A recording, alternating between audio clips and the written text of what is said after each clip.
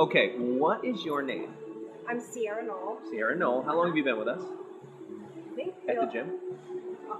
almost 2 years. Almost 2 years, okay. And specifically, we're having this conversation because of your shoulder. Tell us what's going on. What happened? I was kiteboarding in March and had a pretty impactful session. Thought I maybe just strained a few muscles in my shoulder and rested a couple days, and then felt like, okay, it's time to kind of work out the little kinks that I was feeling in there. And so I'm in the Philippines and I'm reading the like the WODs on the blog. Right. And it was a WOD where we had to do like 9 wall walks. Okay. And after that WOD, I was feeling really good, and so I thought, oh, I'll just stretch it out a little bit more and did some pull-ups and some dips, and felt better. But progressively continued to kite and continued to do what I do, and finally in July I went up in a handstand and fell on my head.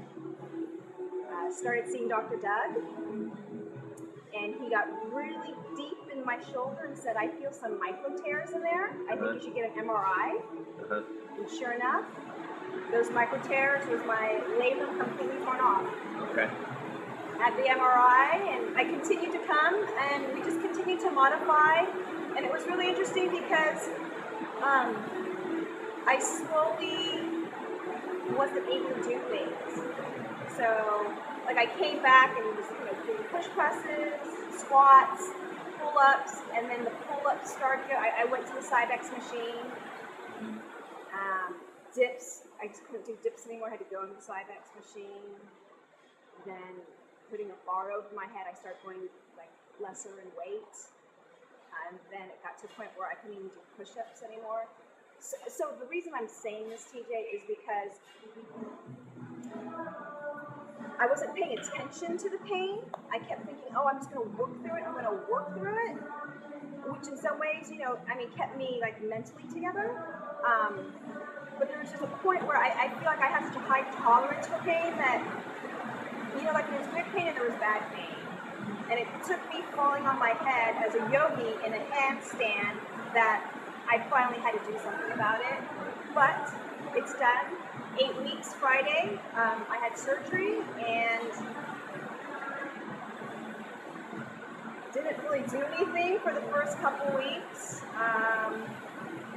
And then like my 4th week post-op, I kind of started walking and just doing air squats at home and lunging because I had to get that mobility before I started TJ's. Well, I still have a herniated L5 and bulging L4, but I was like in pain all the time. And then I started doing this, and I became pain-free. And I've been a yoga instructor for 12 years, practicing yoga every day for 18 years. Mm-hmm. And I still have like that 15% residual pain. And I started CrossFitting, and between my yoga practice and CrossFitting, I have 0 pain. So lying around, because this was so much pain, and I couldn't do the pain meds, they made me sick. Like I said, by 3 or 4 weeks, I just had to just at home, I'm doing air squats and lunges, air squats and lunges.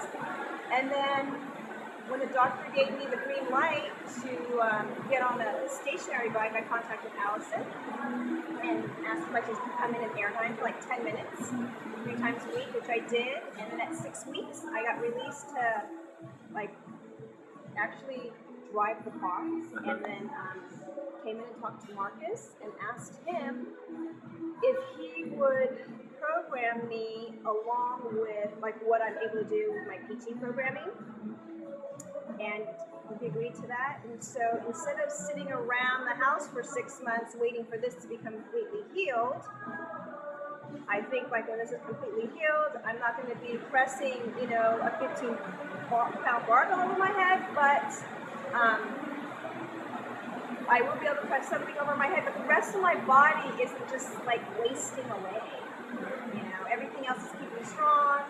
I'm going to have probably the perfect squats, and mentally and hormonally I feel much better.